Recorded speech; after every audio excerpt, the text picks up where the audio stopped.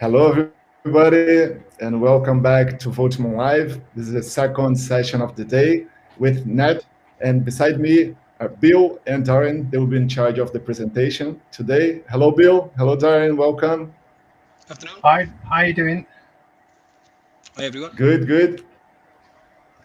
Before we start the session, we have a couple of minutes yet. I'd like to ask you guys, I can see there are some people in the room already. If you can confirm to us regarding our audio, as usual, please, if you can confirm the chat box, if you can hear us well, so we can start the session in a couple of minutes without any connection problems, without any audio issues. Thank you, Kate. Thank you, Grant. Thanks very much.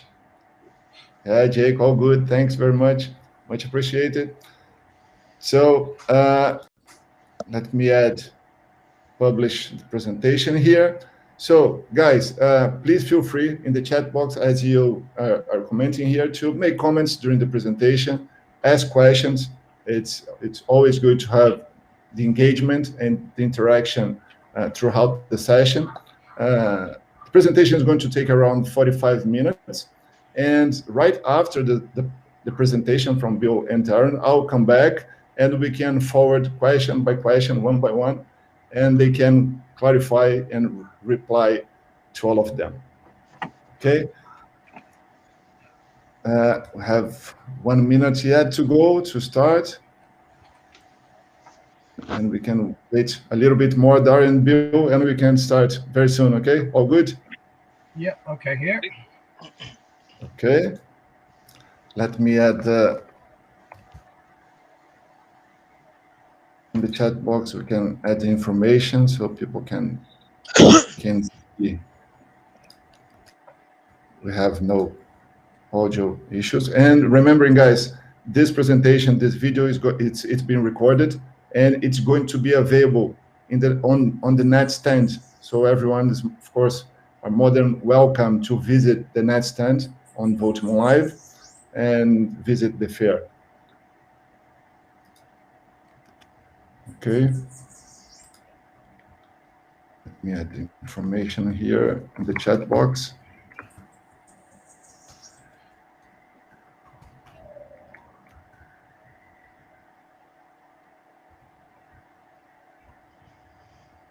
Okay. 1 more minute and we start it.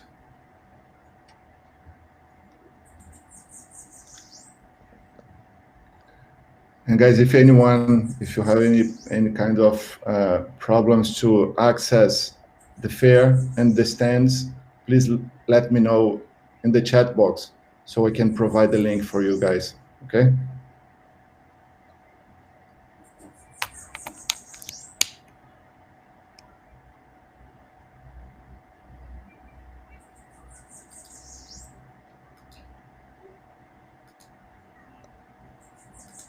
Okay. So it's time. Darren, Bill, over to you, please. You can start. Thank you very much, and good afternoon, everybody, and welcome to this AM2 Expert Talk and Question and Answer Clinic. My name's Bill Lockyer.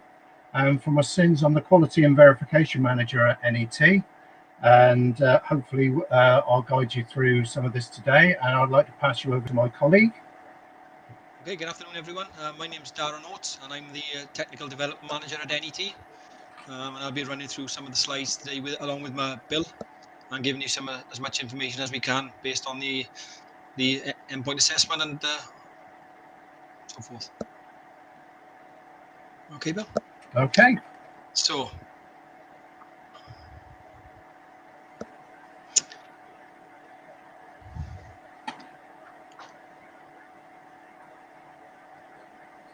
just to give you an overview of what we're going to cover. So the introduction really is going to be just to give you a little bit of background knowledge about NET, where we came from and why we're there. A bit on planning and preparation, some common errors, marking and feedback. We're going to have a little bit of a chat about resets, And another interesting one, which of course is the misconceptions that most of you probably may have or have read on social media. We're also going to give a little bit of an introduction to NET resources, and then everyone will have the opportunity to post some questions. Now, going through the presentation, if you do have some questions, if you just type them in, what we'll endeavour to do is we'll pick those up towards the end, because some of the questions that you may actually raise, we might actually physically cover during the presentation. So with the next little slide that's coming up really is to give you this overview about NET. Oh, hang on, things are getting a bit, there we go.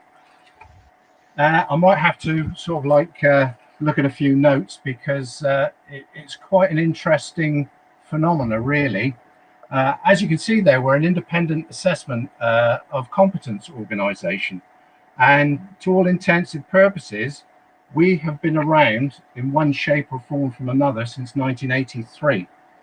NET was incorporated as a charitable training organisation, so in essence we're a charity. And that status was given to us from the point of view is that we actually serviced the assessment of occupational competence known to all of us as the AM2. The achievement of the AM2 is basically a requirement of qualified electrician status, and will enable you to get your ECS gold card through the Joint Industry Board.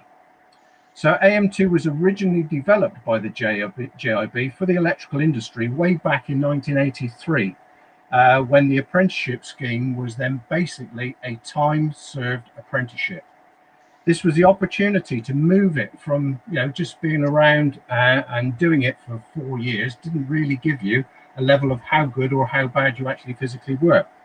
So at this time, they actually introduced this assessment of competence, the AM2, and it was actually run by the Construction Industry Training Board and became part of what used to be known as the 1983 scheme for apprentices. The electrical sector of the CITB was actually privatised by the Conservative government in the 1990s by way of a statutory instrument, and it basically got rid of a lot of industry training boards. Although the CITB and a couple of others still remained, parts of their overall influence was actually moved out. So that original transfer came back to a thing called the EIEITO, and you can always probably make a song up about that, and eventually got incorporated into a national training organisation known as NET, which was again incorporated and again reinforced the fact that we are actually physically a charity. So NET is actually the custodian and the assets of the AM2, and our profits cannot be distributed among any of our stakeholders. We actually reinvest all that money back into the industry in one form or another. When in England they then revised the apprenticeship standards a few years ago, they were looking for a model to show this endpoint assessment. And fortunately, the electrotechnical industry already had the AM2. So the AM2 was physically incorporated into the apprenticeship standard to be a measure of competence. So it's not just a test or something of a hurdle to go through, it's a measure of competence. So from that, again, we had a look back at the qualifications that were actually coming along with the apprenticeships, and we found that the AM2 in the present form didn't quite cover all those areas. So there were a few modifications incorporated, and it then became the AM2S, as most of you are familiar with today. Now in Scotland, they did a derivative of the AM2, which became part and parcel of FICA, and that's the final integrated competence assessment. And NET actually works with the JIB in Scotland to maintain the standards between the two sort of like assessments of competence. Part and parcel of that, we've broken this down. So the AM2 is still standing. The AM2S is there for apprenticeships. And one of the new areas that we've now come into, of course, is the AM2E, which covers experienced workers. So that sort of like gives you a little bit of an overview of where we've come from and how we've developed into this endpoint assessment organization. Okay, Darren, shall I hand over to yourself for the next one, or is it me again? Okay, Bill. Oh, no, it's still going on me. Preparing for the AM2. Well, those of you that are actually going through to get ready for the AM2, you've probably been aware, you've probably visited our website, and one of the things that you'll find across there is what we have is our little checklist. The thing that really makes it important is really sort of like scanning yourself, going through in things and making sure that, are you really ready for this test? You need to be truthful. You need to go through and think to yourself, what am I comfortable with? Are there areas that I could improve on? Are there areas that I need to go back and retrain? The other thing as well is that if you do have an employer, you need to make sure that your employer is on board with this, because there are areas within the assessment of competence, for example, like testing and inspection, that you may not have had a lot of experience with. So if your employer's there, he may be able to guide you and put you in areas that you can pick up on. You have a training provider sometimes, which can also help out with various other areas. It's making sure that that checklist is gone through and you've completed all the areas and you feel comfortable with all those criteria that we put there. The qualifications that you need, for example, now if you're going to go down the AM2 route, you may have noticed that from September last year that we've now insisted that everybody that goes in for an AM2 has a level 3 vocational certificate. Now this isn't just going in and getting BS 7671 18th edition regs exam. We are looking for people that have done some form of vocational certificate. It could well have been done in the past, things like the City and Guilds 2330, or current ones may be the City and Guilds 2365 or the EAL equivalents. What we're looking for is not really to disadvantage yourself when you're going to come into the AM2. So you've got some form of experience of fault finding, test and inspection, termination, health and safety, all those aspects. The other route, of course, for the AM2 is the apprenticeship framework that is still continuing within England and, of course, is current in Wales and Northern Ireland. So anybody going through that sort of like vehicle would do an AM2. The AM2S is for the apprenticeship standard.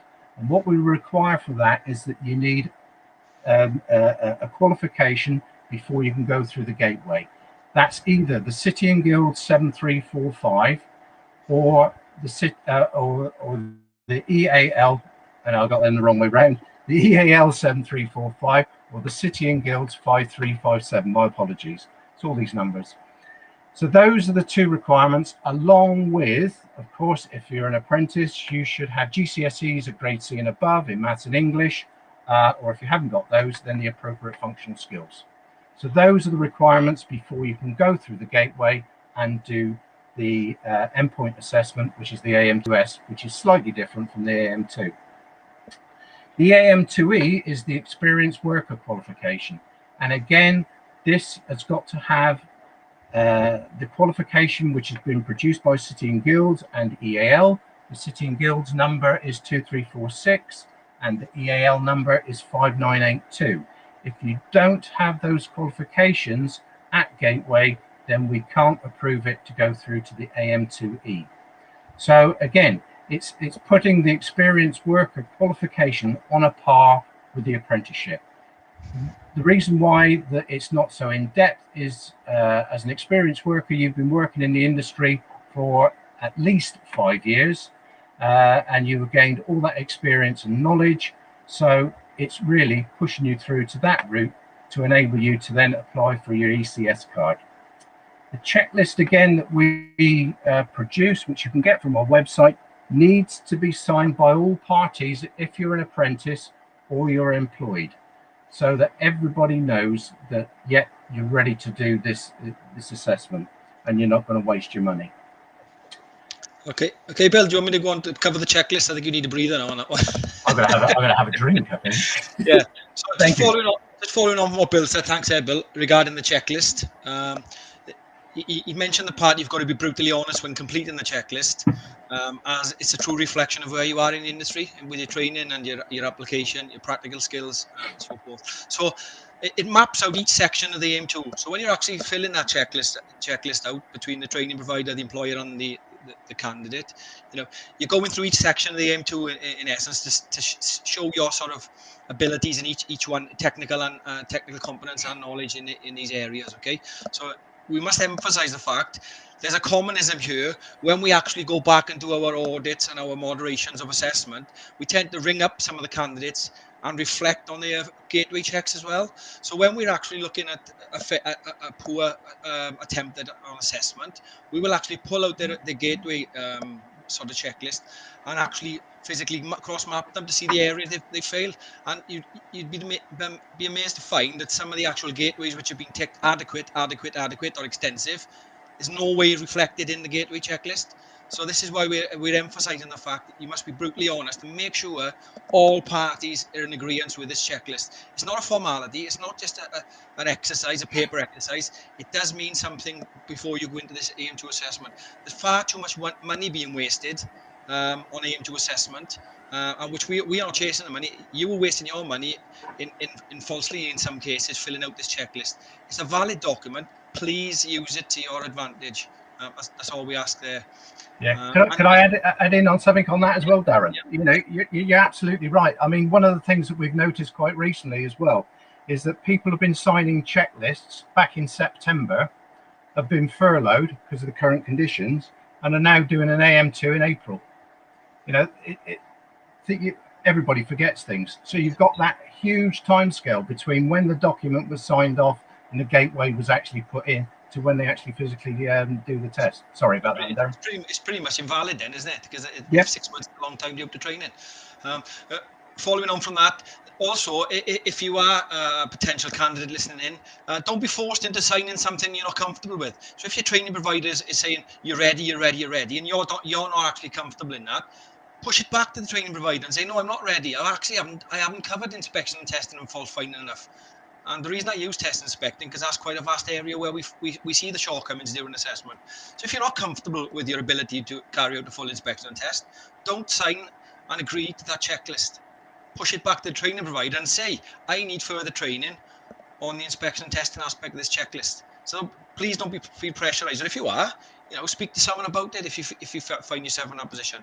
And again, it's got to be signed by all the parties involved, the training provider, the employer, and the candidate, to make it a valid document as well, before providing the evidence on the internet. Okay, next. Okay, so this section shows us the sort of you asked that we give. The feedback we gain is sort of invaluable on a quarterly basis. We conduct feedback from all candidates on completion of AM2, AM2S, AM2E. The information is collated by Tate for us, and we filter through that feedback. Now, one of the sort of feedback we've had over the many years of my involvement, and probably beyond, the other guys will tell you, is the fact that when you failed an AM2, you'd have to reset the whole thing. Okay, regarding the installation, the section B, C, D, and E. So what we've done now, we've actually gone to a painstaking fact of splitting the installation out into different sections. Okay, so as you can see from the presentation, there's 5 sections now within the AM2, and these can be done as an individual basis. So if you fail the bonding, for instance, you won't be coming back to reset the whole installation or the data. You'll be coming back to set them sections. It hasn't been an easy journey to get to this point, and it's a starting point for us then to build on from this. So it's a case of we've received the feedback from training providers, we've received the feedback from previous candidates, and we've received it from employers, and we've actually implemented this. You can imagine that there's a massive systematic change involved in getting to where we are today with this. So, this is all derived from your feedback, internet, and we've invested in our systems to be able to do this as well on that. So yes, the sections remain. It's just we split out the installation. And hopefully I've personally received some good feedback on it from existing centres. It's the resources, the saving resources, the financial implications as well, the money, environmental issues on wastage of materials. So we factored all this in as well. And the candidates I've spoken to have said they have saved money. You get the odd candidate saying, well, why haven't you split it down further? Well, this is a start, and maybe we can look at that in the future. But this is a far better approach than what was in place previously. Feel free to ask a question further on or at the end of the presentation if you need any clarification within this section. Yeah, I know some people sort of like looked at this as a dumbing down of the assessment. It looks as though it makes it easier. There's no intention. The same standard still applies. It's just really from, like Darren has said, it's feedback. You know, if you're working Monday to Friday in a job and you've got to do a reset, you know, it's only sort of half a day that you're losing, rather than, you know, another 8.5 hours. Well, it's a lot of wastage as well, Bill. I've spoken to so many centres who said the cost of materials just to go, someone come back and they failed on a bonding aspect. And we'd also taken into account then the prior learning. So they've actually achieved this before. A lot of the gripes we used to get, oh, I've achieved that before, so why have I got to come back and do my bonding when I actually passed it last time? So I think it's a step in the right direction for all parties involved in that, what we've done. So if anybody would like to sort of contribute to that at the end of the presentation or add the question in there, feel free. Okay, moving on. Okay, yeah, the pre-assessment manual. One of the things I think a lot of people, especially myself, you know, I'll go and buy something from Curry's. You basically get it there, open the box, plug it in, see if it works. Right, okay, no, it doesn't work, so I'll switch it off and switch it back on again. And then all of a sudden you think, oh, there was a manual with it. I wonder if I better read how this works. What we've produced on our website is this pre-assessment manual. And I'm actually, there we go. This one here, you can download it and print it off. And if you actually physically go through that pre-assessment manual, it actually covers what you're expected to achieve within the assessment. It's pretty good, but I mean, when you talk to people about reading it, have you read it? Well, I didn't even know one existed. So all you need to do is basically go onto our website, you go to information, fall down through, and there it is. You can actually physically print it off. It gives you an overview of what you need before you attend the day of arrival. You can then click onto individual centres and find out what you can actually what the requirements are for a particular centre, times of opening, car parking arrangements, and so on. Even down to things like before you attend. First one here, get a good night's sleep. Yeah, last thing we want is somebody that's been out the night before, you know, and then tries to get in to do a good job at 7 or 8 o'clock in the morning. So it gives you a real preparation document. You go through this, it will tell you what's available, what you need to do, and there are even little sections on common errors. It'll ask you to brush up on areas like building regs, BS 7671. So all those sorts of things are contained within that document, and it's surprising the number of people that actually do turn up. You say, have you read the pre-assessment manual? They go, oh, no, I didn't even know one existed.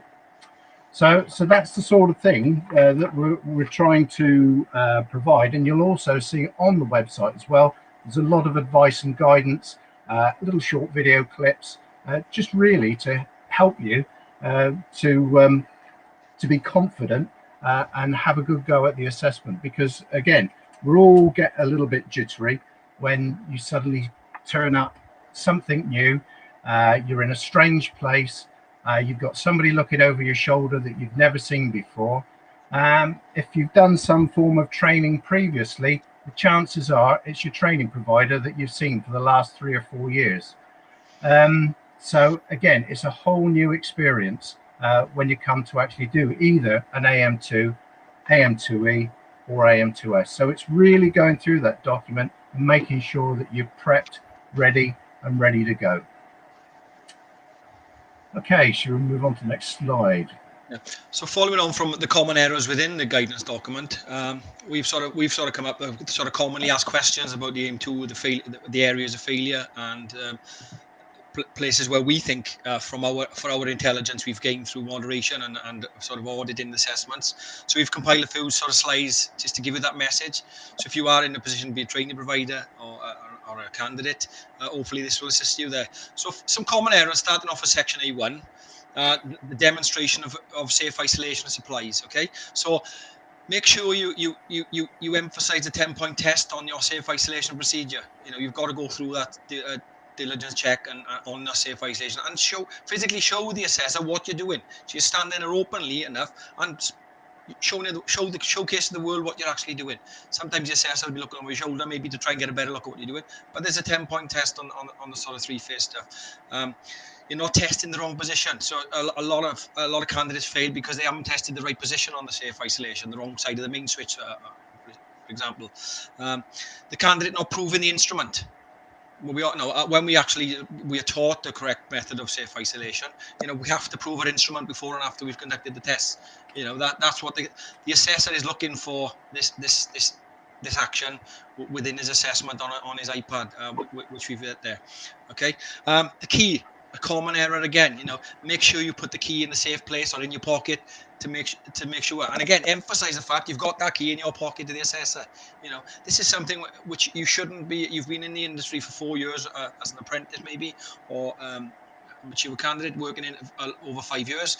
You should be at this stage where you can safely isolate now. And still, we get candidates through who fail miserably on safe isolation. It's alarming. So these are the sort of things we need to be achieving there. Warning notices. So you've got the lock, you've got the key, you've locked it off, but yet there's no sign being applied to the lock. The lock is pretty much, when the table is set, it's probably next to the actual padlock itself on the sign. They're next to each other with the key. So make sure you fit your warning notice. It's such an important factor to safe isolation. Okay. Yeah, especially with that one with the key as well. Remember to give the key back when you leave, because a number of times that people have got to cut locks off or get separate keys made. Again, on the installation side of things, the primarily one is the primary sort of suspect on this is not following specification. Bills related to the sort of the manual there for the preparation. Follow the preparation in there. It tells you clearly to follow the specification. And these are some things we've collated as a team between all the TDMs regarding what we find in doing our daily moderations and auditing. Not installing the circuit, the BS7671. The wrong type of protective device has been installed. So there are some decoy breakers and MCBs in the box. Every single center's got the same decoys. So no matter which one you go to, that they'll be there. So make sure you read the specification and relate it to the size of protective device or the type of protective device you fit in. Wrong size cable, there'll be a decoy cable available to you. Make sure you read the spec and pick up the right cable. Glands tight, clamps sufficiently tightened on the copper pipework, the SWA glands, FP200 glands. Make sure all these things are done. Conductors in the terminal is not sufficiently secured. The assessor will tend to do a little tug test on there. He's not yanking at the cables. Finger and thumb tug test. Are your cables secure? You will have to do an inspection test on your job, the installation. So once you've actually conducted your inspection testing, make sure you reinsert the cables in a secure manner. Because I've spoken to so many candidates in the past who said, well, my terminals were secure when I finished my install. I said that they were when you finish your install, but were they secure after your inspection and test? Oh, well, I had to do the inspection and test. I took them back out. Well, did you check them after you've done the inspection testing? Make sure they do that. And again, the identification of the conductors is a common one as well on the 3-phase circuits, where they're simply using a brown conductor or brown conductors for each phase, and they're not putting tape on them, or vice versa. They're using a brown, black, and grey, and then they applying brown tape to all the brown, black, and greys. So it's a twofold on the 3-phase circuits there on identification. Okay. Next, A2 to A6, we have an issue there with too much insulation or too little insulation. So they're either crimping down on the connection on the insulation where they haven't stripped it back, or they've got exposed copper. We've got a guideline and we train our assessors to what an exposed copper is. And it's a common sense approach. If you can see the copper 9 times out of 10, it's probably excessive copper on that terminal, which is also an area of concern. Obvious one is function. Does that circuit function? Has it been wired to function correctly? That's what we're looking for. And the other one then is the segregation of circuits. You will have to run a data cable in through the segregated trunking. Have they run that data? Is it running in with your sort of different band voltage? If so, you've made an error there. There is a bridge available in the box. Fit the bridge to overcome the sort of the different band voltage. Problem solved. So read the specification. It's all in there. We can't emphasize that enough. Yeah, with the test and inspections, this section, I mean, one of the things that you may encounter, of course, is that the instrument that you've been presented with at the centre may not be exactly the same one that you use on a day-to-day basis on site. You've got time to actually read through the manual, get familiarise yourself with it. Once you've got that, you should then be able to select the correct functional voltage. Sometimes you forget to null the leads before you start. Just check that the meter that you're actually using is in date. And if you've got any problems with the center and with the equipment, then contact the assessor in the center. So with that as well, you're not carrying out the test with respect to guidance note 3. The way that we've actually put together the test, the test marking is that it follows guidance note 3. And in numerous occasions, I expect you'd agree with this, Darren, is that you may not be actually following guidance note 3 while you're on site.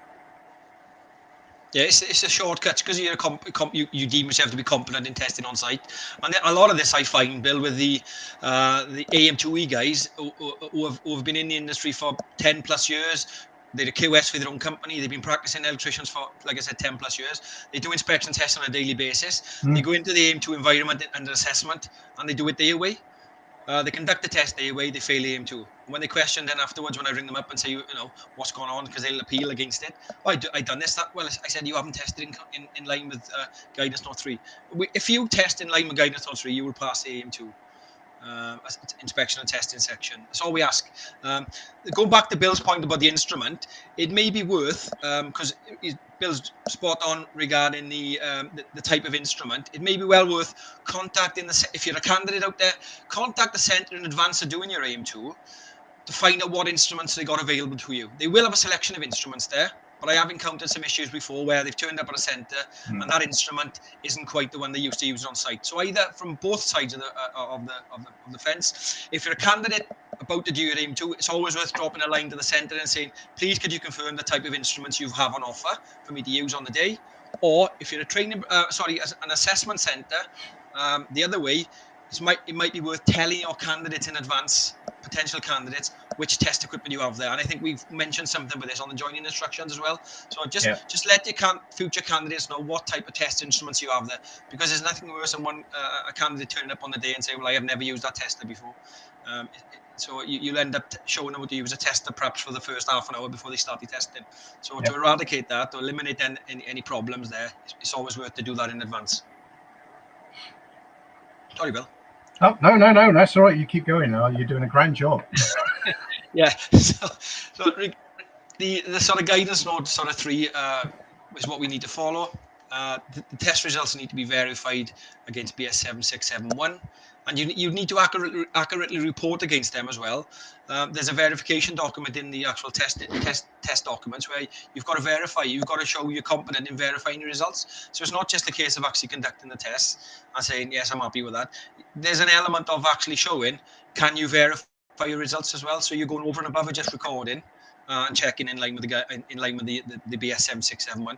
There's an element of you verifying your results. You've got to show that skill and knowledge as well in there, which is good. And again, we touched on that one within my last slide, is that regarding the not reinstating correctly. So the connections, you've tested the job or the install, and then you haven't reinstated the installation to the way you found it before you started testing. And because they rush in, it's probably a rushing element. You rush in your job, you're doing the testing, and then they've reinstalled the connections and they haven't really tightened them up sufficiently. And then it's they're going to lose their marks then when the job's sort of assessed at the end. Yeah. Okay.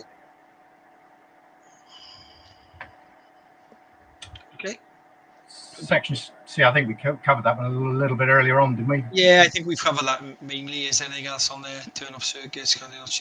Yeah, so just on that, on the safe isolation of the circuits itself, a common error is they do the safe isolation, for instance, on the lighting circuit, and then they're not switching the switches over. So on the lighting circuit, you perform the safe isolation, switch the switch over, because we don't know whether the switch is in the right position or not.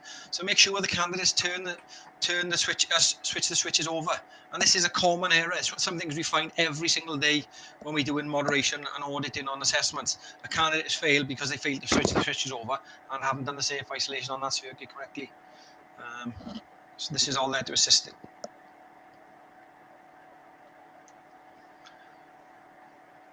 Do you want to pick this one up, Bill?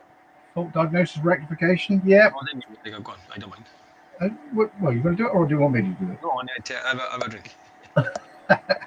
Okay, with fault finding, it's one of the areas that we have with this is that the faults are not correctly identified. There's the documentation that's available, makes it relatively straightforward of what they've actually physically got to do.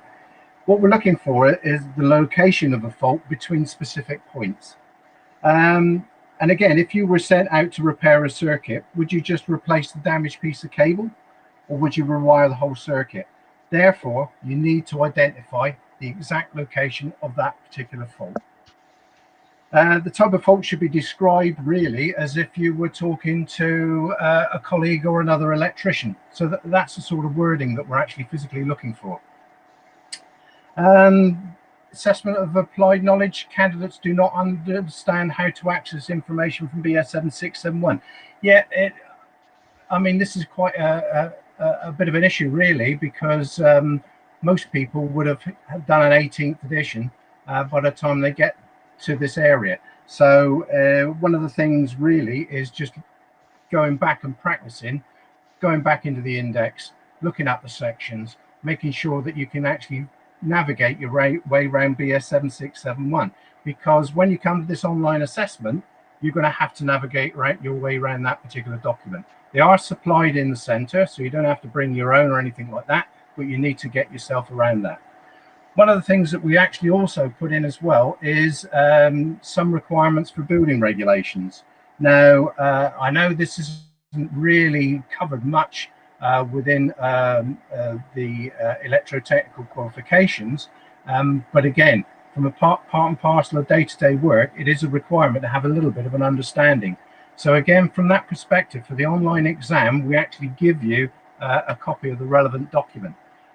So you do have the time, if you do get a question on building regulations, you can actually then go through that, find the answer, and in a lot of cases, it's things that you should really know from a point of view of common sense.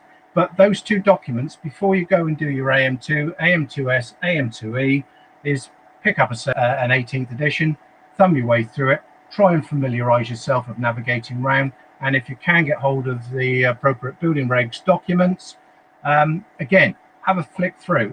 It's back to that sort of like scenario again that I said earlier on, is, once you've done your 18th edition, you probably don't pick up a regs book until the next amendment comes along.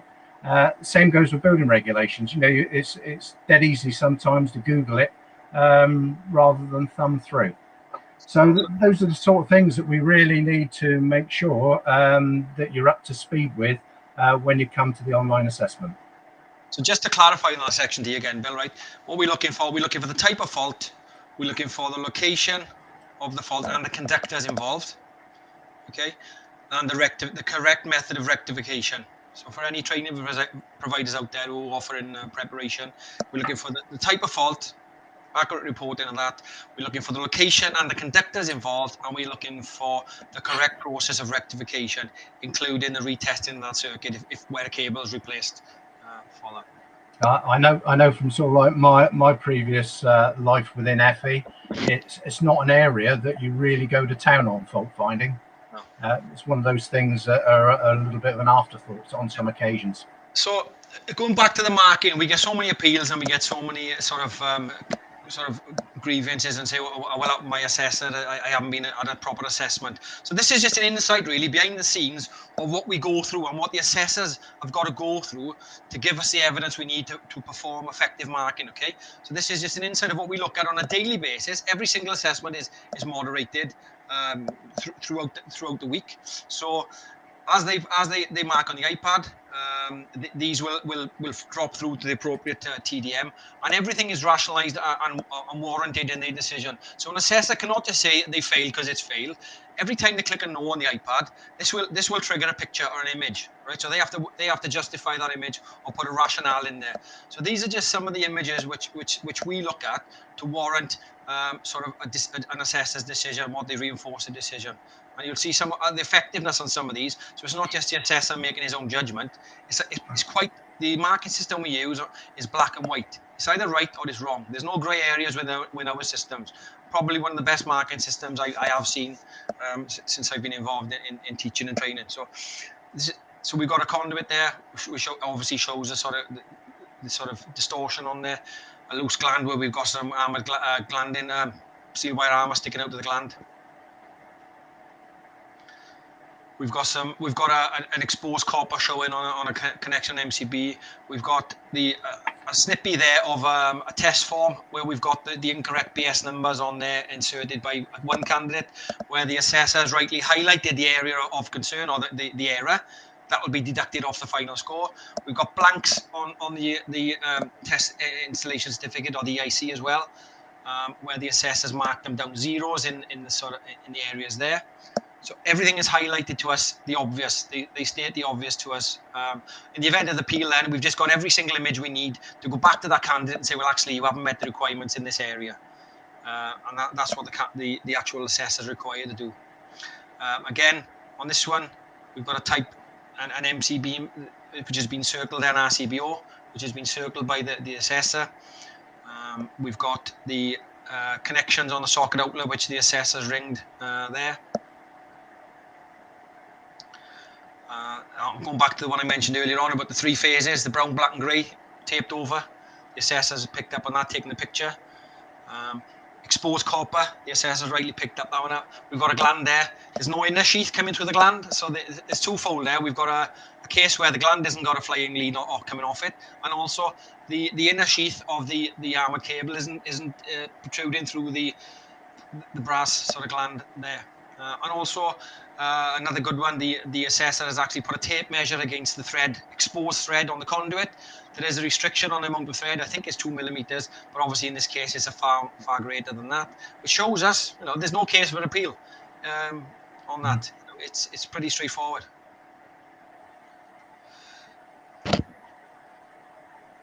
Again, some more exposed copper. There's the classic one with the key left on top of the distribution board there, where the key's been left there on safe isolation, and again some more exposed copper on the neutral bars there.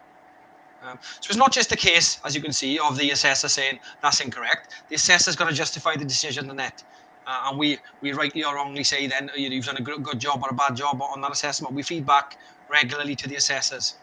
Again, spirit level obviously showing that the conduit's out of line. And also, which is an important one, we also look at the date stamp, the time and date stamps on these assessments as well. So there's no way an assessor can frig an assessment and say, well, actually, Johnny came in and done this assessment on this day and this time. Every picture they take, every time they sign in, this comes up as a timestamp on our systems as well. So we can actually say what time that picture was taken, what time that assessment was conducted and completed and signed off.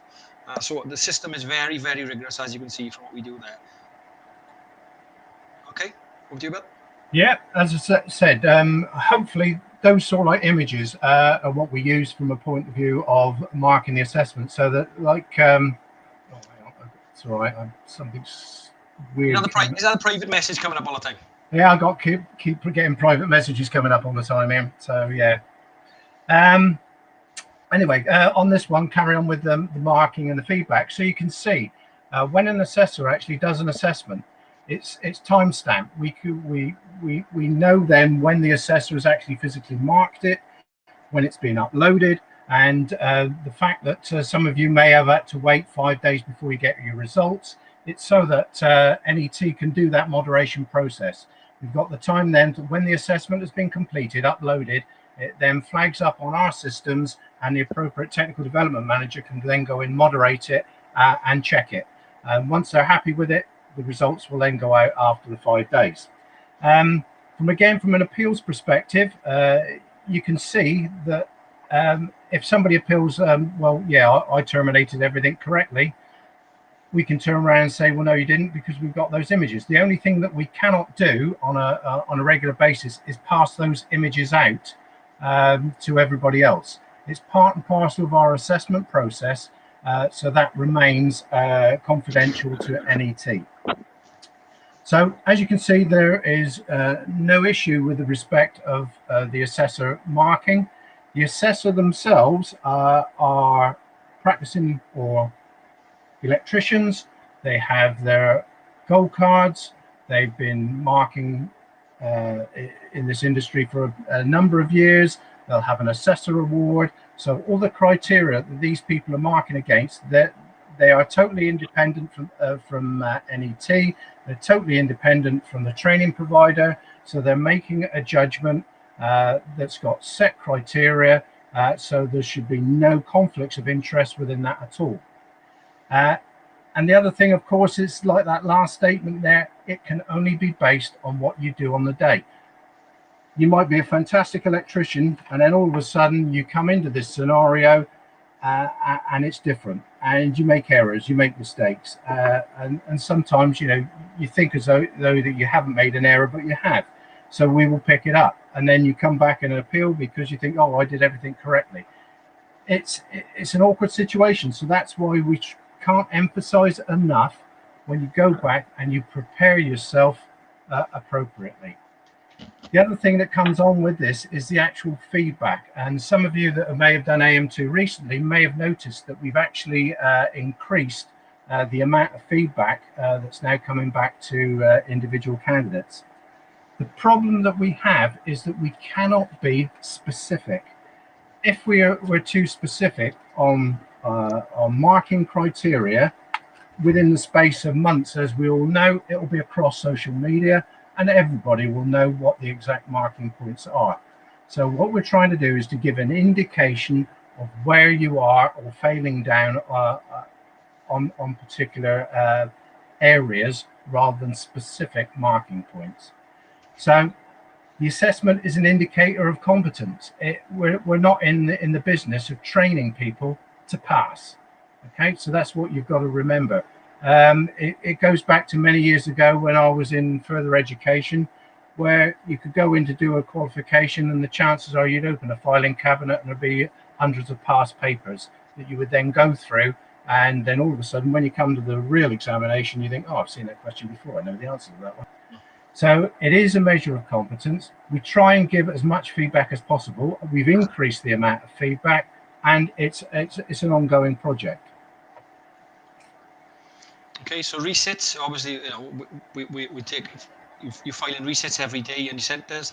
If you're unsuccessful, look at the areas, use the feedback you're given, and then try and gain some retraining or further reading before rebooking your AM2. Don't just say, I've heard it so much regarding the interviews I've done of candidates. Well, I was happy to go into that AM2, pass my installation, knowing I'm going to fail my inspection and testing, my fault finding. I'll come back another day to do them. I hear that on such a regular basis on candidates I interview on a weekly basis. Oh, I was happy to pass my installation. I'll come back another time to do my inspection testing and my fault finding. They're wasting everybody's money. Everybody is a chain of wasted money. And that's the mentality of some of the candidates going into assessment. I'll be happy to go in and pass my installation. I'll go back another time. So when we look at the achievement rates and attainment rates of AM2, it's not surprising that the fact we've got candidates going in on a daily basis with the mentality to pass the installation, with not an intention to fail, but with the mindset of, well, I'm probably going to pass my test, inspect, and fault find. I'll come back again. So we want to do away with that. Just get further training, rebook it up, and make sure you're prepared for your next sit-in of the AM2. Yeah, I was just going to add in on that, which I didn't mention on the marking and resets. With if anybody does put in an appeal, what you've got to be mindful of as well is that we will then block that candidate from rebooking. So from that perspective, as soon as the appeal goes in, you're blocked from rebooking until that appeal has been accepted by the candidate or has gone through due process. So if you're trying to lodge an appeal and then rebook, you will not be able to. Thanks, Bill. So this is another big one, the misconceptions we've seen over the last 15 years or since the lifespan of AM2 on my previous walks of life at the college and when I was with the AL. I've come across so many of these from different training providers and candidates and employers. The assessor didn't like me. Unfortunately, now the assessor's got no maneuver with his iPad marking. It's either black or white, yes or no. There's justification for every single button that assessor clicks. There's justification for it. So this myth we'd like to put behind us. There's no way the assessor can take a dislike someone marketing correctly. No. Or as much as we can within our control. That's what we aim to do. Just to reinforce that again, as soon as that assessor presses no, he's got to take an image. Mm-hmm. Yeah. This is the way I always do it on site, and it's fine. You know, we see appeals coming in saying, I've done this for the last 5-6 years on site, and why is it wrong in AM2 assessment? Because it's got to be done right. It's got to be done in line with the BS 671. You've got to test within guidance note 3, as we've stated already. It's got to be done right. And that's it. You're under assessment conditions. You're expected to perform at that a competence level expected within the industry standard. And like Bill said, you know, it's just an assessment of competence on that day. We're just gauging your competence. Net wants us to, again, another complaint we get, or we often hear it, Net wants us to fail so they can make more money. I think Bill's covered that already regarding the charitable status of Net. We're not in it to make, it's not for profit. We're not in to make the money. It's there. You know, we don't want to pay people to resit in. It's not good for us as a body. We want the industry to be the best. So it's not within our interest to be resitting. We want a successful sort of a higher attainment for our candidates to pass and achieve first time if possible. That's what we want. Hence the reason why we're doing events like this, to put it out there and give as much as we can and produce a comprehensive preparation document on the website. Yep. Inadequate materials and equipment, again, is a common one. We've now put posters in all the bays in NET, in any of the assessment centres, stating if you've got inadequate equipment or materials, ask the assessor for new equipment. You're in your rights. You know, you pay that assessment, you pay a lot of money, you need new materials to work with. If it's in a bad condition, ask the assessor. And all bays will have posters in them now showing that, or they should have anyway. This centre is more successful on that one. Well, again, we can't answer for that. That's all we can say is go by our statistics. One centre will say this, but we police all this. This is up to NET to look at the sort of way we function and the attainment of each centre. You know, we can't answer for everyone. We try and police as best we can, but everybody is standardised. We standardise on a regular basis. We compare results and attainments in each other's centres. So you know that's what we do. You know, we can on our say that we do our best to sort of police this. On a weekly basis and standardise on a monthly basis regarding the attainments in each and every centre, actually. It's part of our quality assurance strategy. That's why we have technical development managers that go out and audit all these centres on a regular basis. Yeah, and what I touched on earlier, I'll set this one even though I'm not prepared, I'll fail and reset. That's a really common sort of conversation I have with a lot of candidates. I'm prepared to fail this and come back and just reset that section next week or the week after when I'm ready next time, which is a totally wrong attitude to have going into a assessment of competence. Just picking up on that one as well, Darren, it's quite often the fact, especially with the old frameworks, where you get an apprentice that comes on and they'll put him in for an AM2 just to see how he gets on, and he's probably only about 18 months into the program. The AM2, AM2S, which is why they changed it for the AM2S, but you should only be going in for an AM2 when you're confident, when you've prepared, and when you've covered all those things. It's no good just registering onto a 2357 or a 1605 and thinking, well, AM2's part and parcel, I'll get that done and dusted and out of the way, and then I'll pick up on the rest later. So just some positive news on the front for NET. Currently, we have 51 AM2 centres across England, Wales and Northern Ireland. We've grown exponentially in the last 2 years. I think there was 22 centres at one point when I came into the business. Now we're currently at 51 with another 3 in the pipeline due on before the end of 2021. So there's some positive news there. So when we're hearing all the sort of rumours, I can't get into a centre, fully booked here, there's plenty of capacity. You know, you speak to centres on a daily basis where we hear these rumours saying there's no capacity at my centre or a centre. Well, pick up the phone the centre. I think you'll be surprised. There's plenty of capacity out there. So if you hear these sort of rumours banging around the network saying there's no capacity in any centres, they're fabricated. There's plenty of room in centres. I'm getting centres on the phone saying I've got room for bookings and stuff. So please feel free to use the website or contact net. There's plenty of scope there and capacity in a number of centres I'm aware of anyway. And obviously you can go onto the website to sort of find that. But if you are interested in becoming a net centre, or if you want to make further inquiries into becoming a net centre, you can apply through the website on Net Services, or just contact myself on that website email address in the presentation. Yeah, I just noticed one of those in the chats. Lots of capacity in Liverpool North. Well done, Mike. Well done. Yeah. Yeah. Well told. Yeah.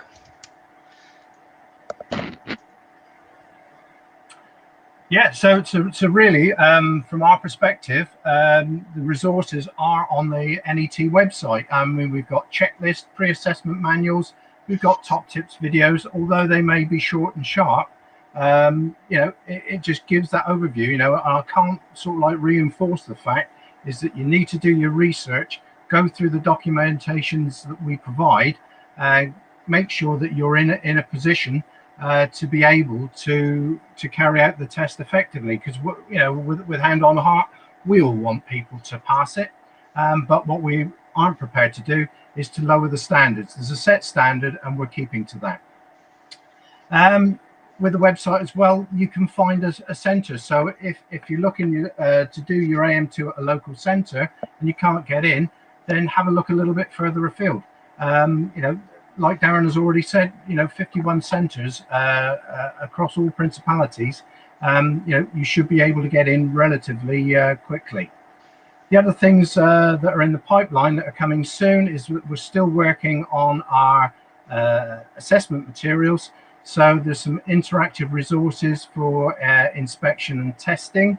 And there's also some other work that we've been doing within Faraday Futures. There is also a little interactive game that can be downloaded as well. So there's many things that we're trying to improve in the long term in order to support individuals, training providers and employers to actually you know, get through this assessment.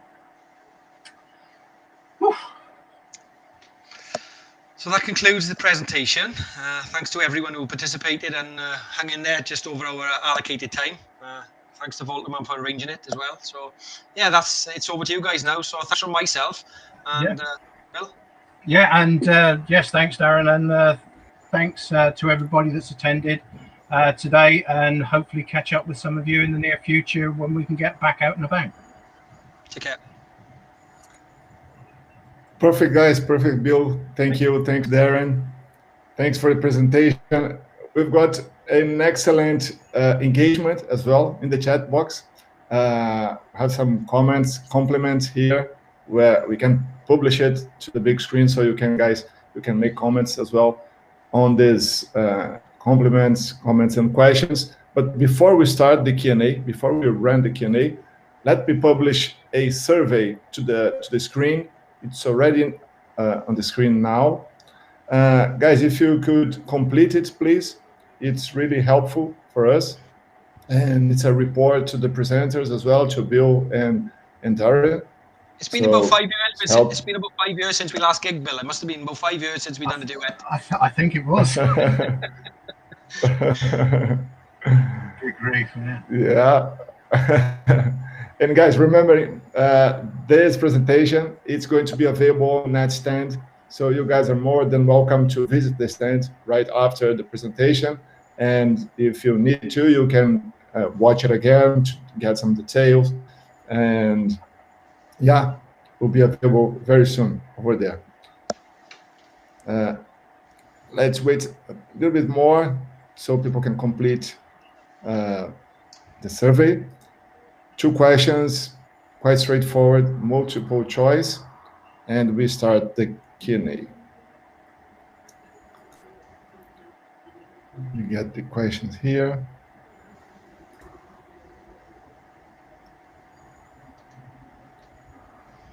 Good, good. And thank you guys for the interaction in the chat. Really good, we appreciate it.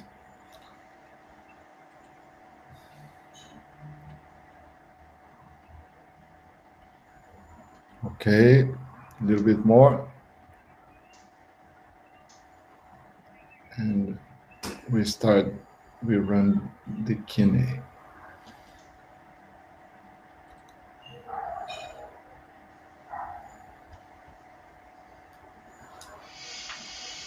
Yeah, I can see a suggestion from Stephen here to add student and educator as option.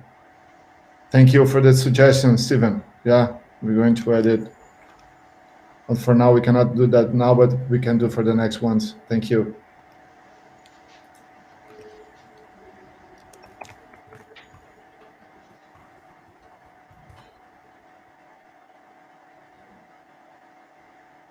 Okay, so guys, let's start the Q&A. Thank you very much for completing the survey, to supporting us here. Let me publish the first one. Yeah, so we have some compliments. Bill and Darren, if you want to make comments. Mark said the pre-assessment and checklist is fantastic, great insight as per normal. Thanks, Mark. Yeah, I was going to say I appreciate what you do on the other media platforms. Yeah, well, thanks, Mark. I've put it on the chat as well. Keep up the good work on the one-to-one as well. You're doing a great job on there. Keep it going. Good, good. He also said, totally agree with Darren. If you're not ready, push it back to training provider, employer, spot on. Yeah. It's a really important message.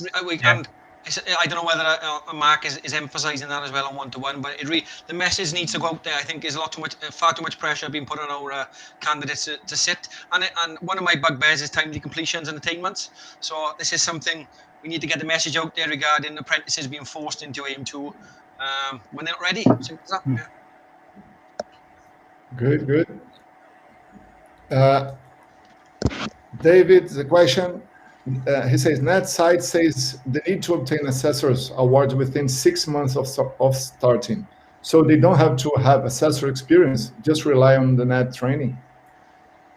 The assessor award is once they start assessing, then they have 6 months to get the assessor award. In the meantime, every assessment that they do is moderated and countersigned by one of the net team. I think it's important there. I think just to clarify something, you cannot achieve the assessor's award by doing AM2. No. So just to clarify that one, I think if Dave's question is aimed the right way, I think it's angling towards becoming a net assessor and then doing the assessor's award. The correct process is you do your assessor's award, or you're on the journey to becoming an assessor, and you've got to complete it within 6 months before coming on. But you cannot achieve an assessor's award by just doing your AM2. Okay, perfect. Nice. Yeah, and again, with just one point there, and thanks for the social media platforms that you do as well, Dave. Yeah, great job again. Yeah. But Dave, if you want to pick up on that, by all means, send us an email and we can assist with that as well. Perfect. Next one from Stephen. On a student's results sheet, there is a pass mark. What is this mark out of?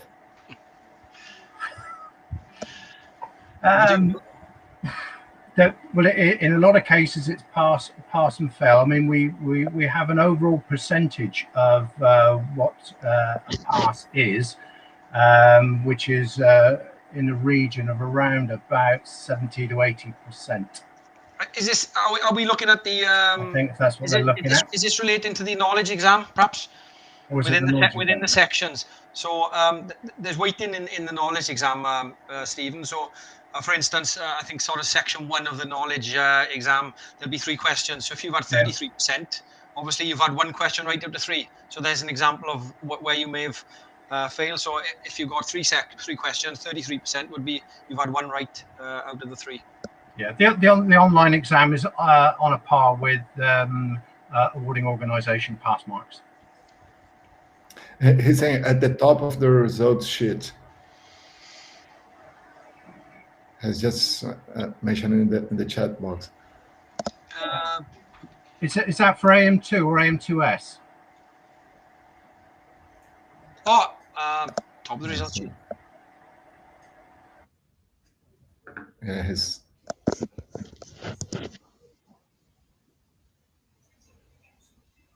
Can you see that? AM2. Yeah. Stephen, do you want to drop us a line? And I suggest a microphone I purchase, but I'll drop me an email and I'll pick that one up there. Okay, let's move forward to the. Let me add one more. Jake, he says, I am an electrical supervisor. Due to COVID, I have been held back a long time, but we only ever do isolation resistance as we make transportable fiberglass buildings. Is there anywhere I can go to do more training the rest of the testing? I would suggest your local college or training provider for more practice on testing, as we are just the endpoint assessment provider. So yeah, contact your local college or your local training provider to gain more experience there on testing and inspection. Or if you are an electrical supervisor and you've been in the industry for some time, maybe look at a qualification you can sit with that on there. Further training. Okay. Good. Let me get one more comment here. Mike says, great pre-assessment materials, straightforward assessment, and good levels of feedback and support. Well done, Ned. Yeah, thank you, Mike. It's only as good as the feedback we receive anyway. So it's thanks to you guys, and we've implemented. Net have grown exponentially in the last 2 or 3 years since me and Bill has been involved, and John and Mark were involved before that, and it's pretty much 150, 200% growth, perhaps more. So it's based on your feedback, which we are able to actually implement the feedback and then make our materials better and feedback and systems and stuff. So it's thanks to you guys. Okay, good.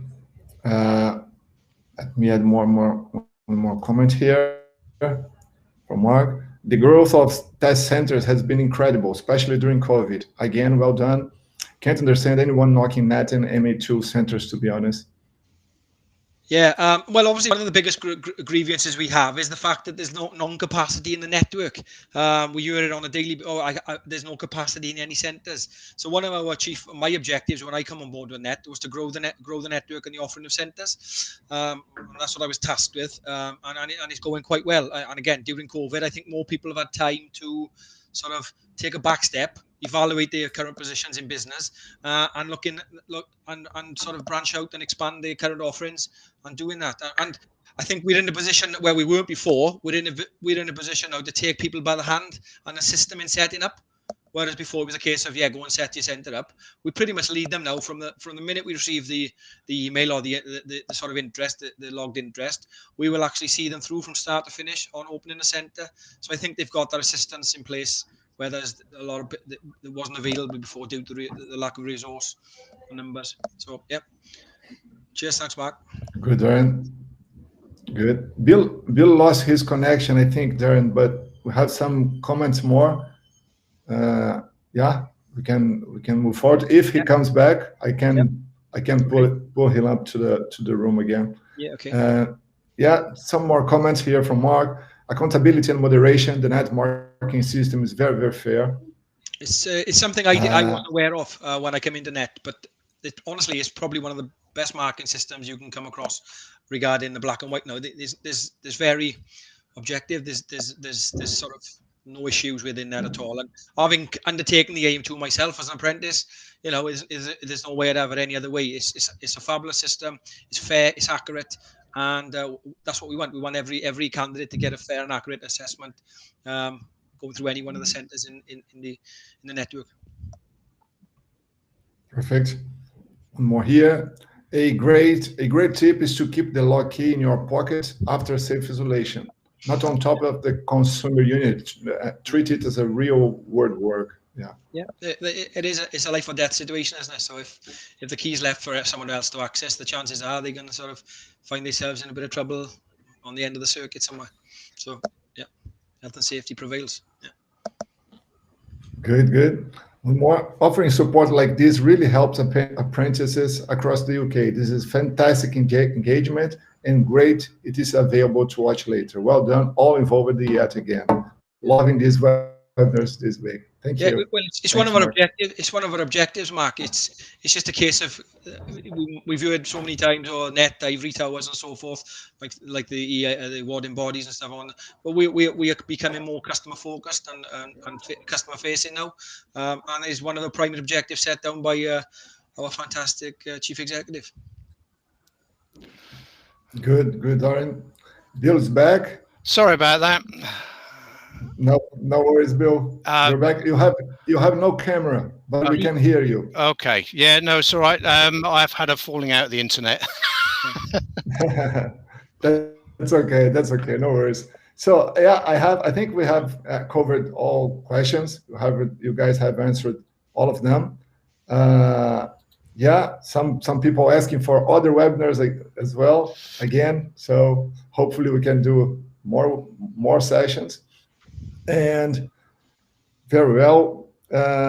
Many compliments about the session. Yeah, Bill, you are back now. Sorry about that, guys. My apologies. He's a two. It's okay. Tier 2. So, guys, I'd like to thank you very much. Thank you, Darian, and thank you, Bill. And before we finish the session, you guys would like to leave a last comment?